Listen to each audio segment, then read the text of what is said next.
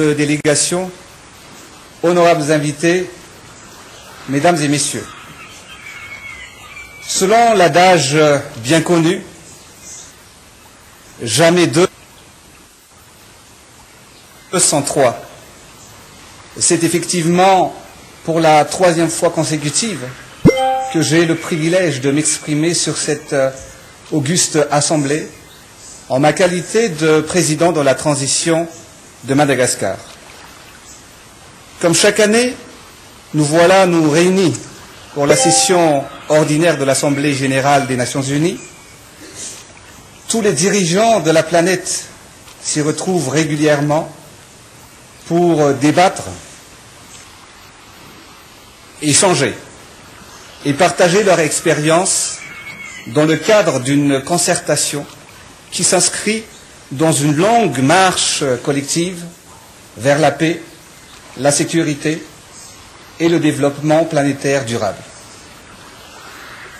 Mais chaque année également, de nouveaux cas de conflit encore plus violents, plus meurtriers, se présentent.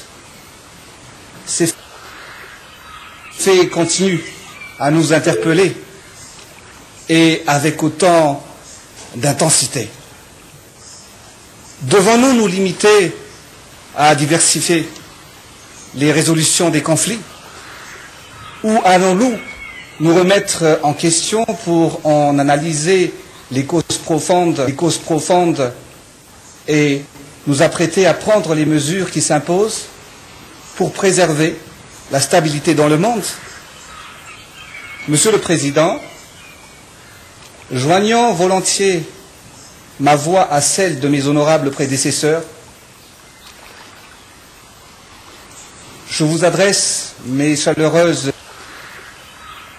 félicitations pour les suffrages éloquents que vous avez réunis autour de votre candidature. Madagascar s'efforcera de vous apporter son soutien et sa collaboration sincère. Monsieur le Président, ces dernières décennies, quand on évoque l'Afrique, il est regrettable que le constat général fasse ressortir des États exposés à la violence permanente, où la démocratie se régresse continuellement, où des guerres, des crises et des affrontements éclatent, où la division l'emporte sur le consensus. L'humanité est en pleine crise existentielle, selon les propos du président de la 67e Assemblée générale, avec comme symptômes l'instabilité économique, les inégalités sociales et la dégradation de l'environnement. Pour ma part, j'ajouterai une humanité en désarroi, mais qui ne baisse pas les bras. Certes, les actualités que nous déversent quotidiennement les médias sont extrêmement inquiétants partout dans le monde, que ce soit dans les pays développés, émergents ou pauvres. Aucune couche de la société n'est maintenant épargnée par les dégradations diverses, les conditions de l'emploi, le chômage, la diminution du pouvoir d'achat et même l'absence des revenus, la non-accessibilité aux premières nécessités alimentaires, vestimentaires, sanitaires et éducationnelles, la pauvreté, le dénuement et la misère. Autant de facteurs qui viennent cimenter le terreau de l'intolérance, des affrontements et des conflits favorisent la montée d'une insécurité globale ambiante.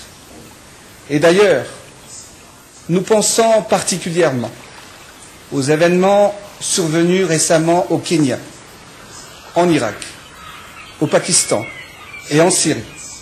Pour ne citer que cela, nous partageons entièrement la douleur et le chagrin des familles des victimes. À quelques 800 jours de l'échéance de 2015, à l'instar de la plupart des États africains et de bon nombre de pays en développement, Madagascar peine encore à atteindre tous les objectifs du millénaire, et ce, en dépit des efforts que tous nous aurons déployés et acceptés. Face à cette situation, la question qui me vient à l'esprit est de savoir quelle contribution nous, les premiers responsables des nations, pouvons-nous apporter individuellement à cette recherche collective de voies et moyens d'améliorer le quotidien des peuples, je dis bien des peuples, qui nous ont confié leur destin et accordé leur confiance. Excellences, Mesdames et Messieurs, dans son allocution prononcée hier, lors de l'ouverture de notre 68e session, le secrétaire général, son Excellence M. Ban Ki-moon, le secrétaire général des Nations Unies, a souligné le fait que, je cite, « Partout dans le monde, des gens descendent dans la rue ou occupent des places pour se faire entendre de ceux qui sont au pouvoir. Ils veulent que nous, les dirigeants, les écoutions. Ils veulent savoir que nous faisons tout pour garantir à ce que chacun ait une dignité. » Fin de citation. Les soulèvements populaires dans le cadre des printemps arabes, ainsi que les mouvements des indignés, illustrent cette affirmation et traduisent une aspiration légitime. Ici, je partage donc pleinement les propos de son Excellence, Monsieur le Secrétaire général Ban Ki-moon, et j'interpelle tout un chacun que cette compréhension manifestée à leur endroit, c'est-à-dire ceux qui se sont manifestés, Madagascar aurait aussi souhaité pouvoir en bénéficier. Lorsque le peuple malgache s'est soulevé contre un régime contesté pour revendiquer une vie meilleure à travers la mise en place d'un véritable changement. Or, ce ne fut pas le cas. Madagascar, bien au contraire, a dû faire face à l'incompréhension et à l'inflexibilité d'une communauté internationale à plusieurs vitesses, sans parler de lecture et d'application dogmatique des textes, alors que des soulèvements populaires, ailleurs, dans des conditions identiques, avaient suscité bienveillance et sollicitude. Des efforts doivent donc être désormais fournis pour faire cesser les inégalités de traitement des pays en crise politique. Il faut prendre connaissance de l'aspiration populaire et de la réalité sur le terrain pour ne pas se tromper sur la décision à prendre. Ce qui est valable ailleurs n'est-il pas pour autant valable pour Madagascar? Excellences, Mesdames et Messieurs, toutes les conditions ont été réunies. Le danger omniprésent pour une explosion sociale et un affrontement fratricide à Madagascar. Mais heureusement, car à la différence de certains pays qui continuent à connaître des troubles, sinon des violences armées, et malgré toutes les restrictions économiques et sociales, ainsi que l'absence de soutien et d'aide de la communauté internationale dont il a pâti ces dernières années, les Malagasy ne sont pas tombés dans le piège du conflit interne dont certains n'aurait pas hésité à en profiter. Et c'est avec une grande fierté nationale que j'annonce du haut de cette tribune aujourd'hui que Madagascar a pu éviter la guerre civile.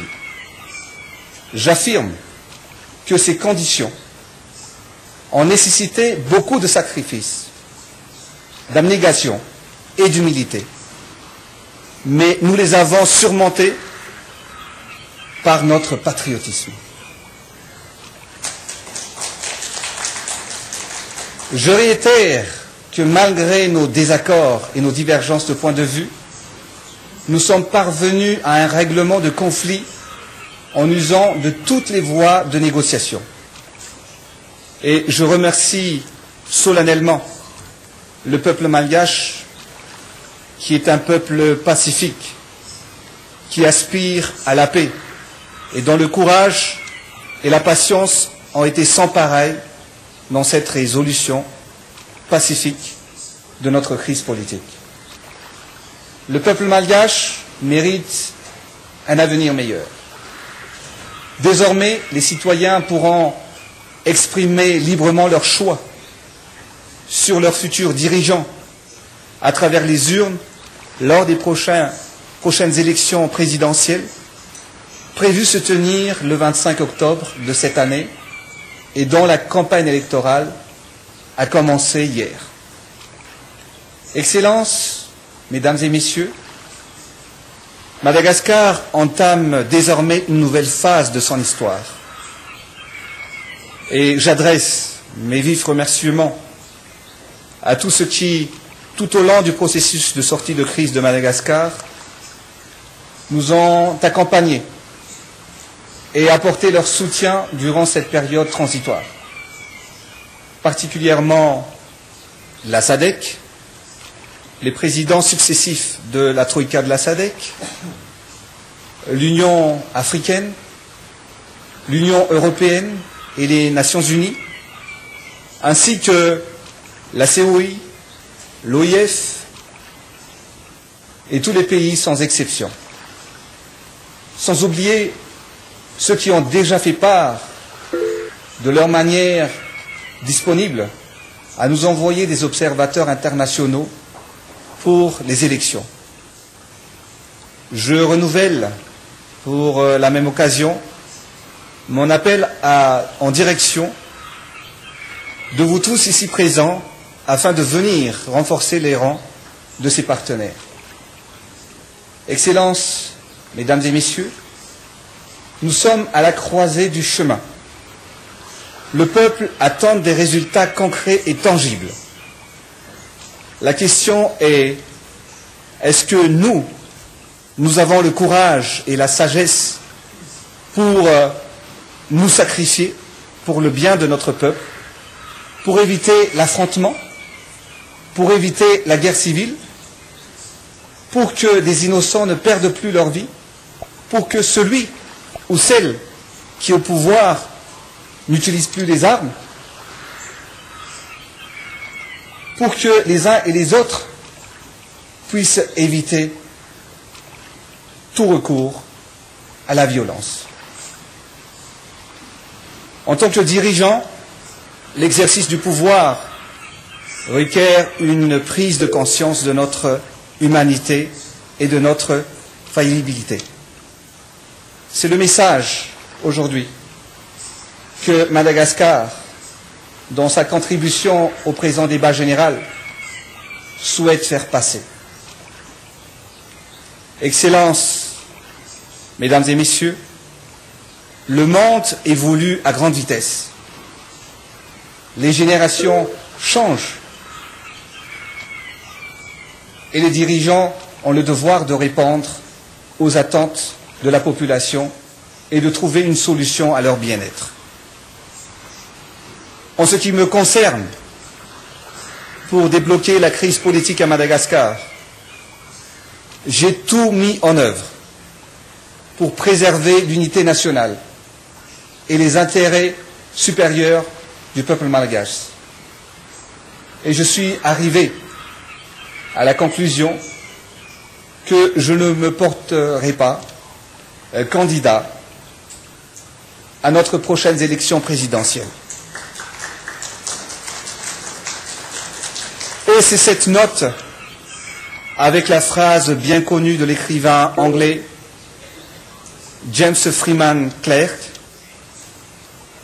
que je voudrais conclure. Je cite: « La différence entre le politicien et l'homme d'État est la suivante. Le premier pense à la prochaine élection, mais le second pense à la prochaine génération. » Mesdames et messieurs, je vous remercie de votre attention. Masnatan Razan, que Dieu bénisse notre nation.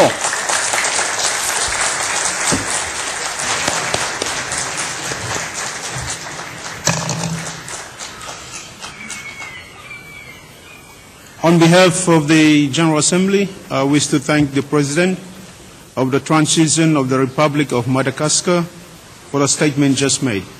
May I request representatives to remain seated while we greet the President.